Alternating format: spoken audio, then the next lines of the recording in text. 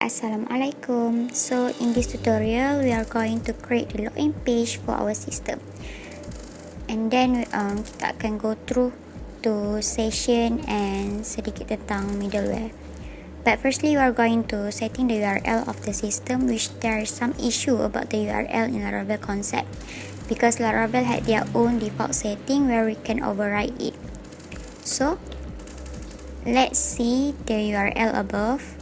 So this is our main domain of the system, main domain of URL of our system.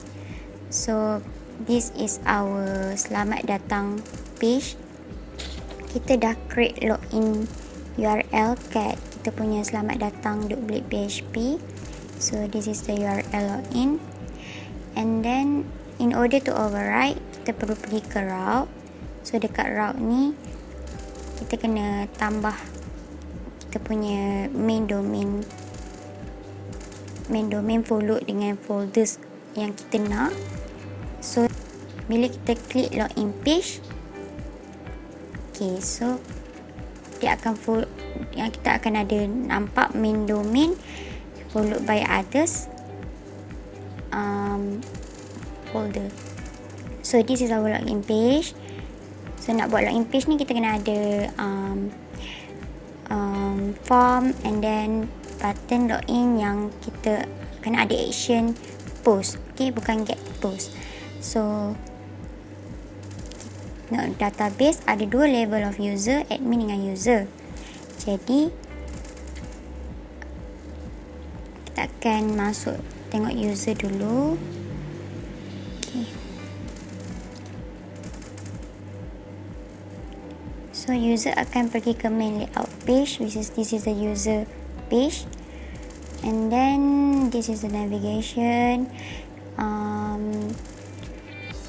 Main layout ni user punya interface, tapi user tak boleh pergi page admin. Jadi macam mana nak tu, kita kena log out dulu, and then in case user tak input any password atau tersalah password, akan keluar error juga. Okay, this is the alert error. And then okay, kita akan pergi kita kena log out dulu.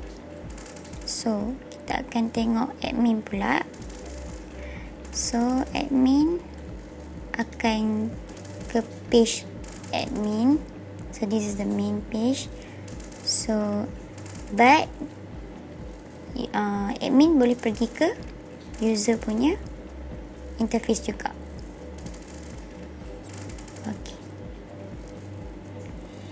alright, sama juga dengan admin pun kalau dia tersalah password or tak input password pun akan alert dengan error. Okay, so Mi nak cakap pasal middleware.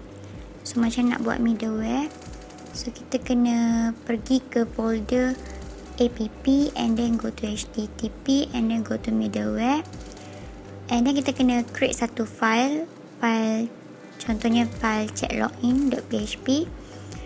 Okay, so kalau kita buat checklogin.php, so kelas kita pun checklogin.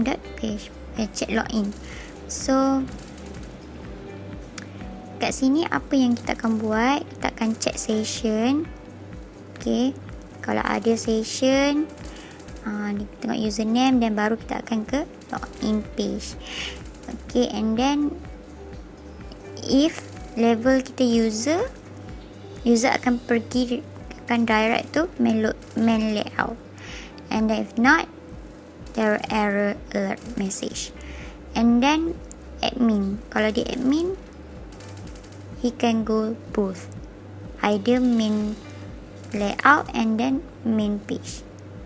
If not, there is alert message.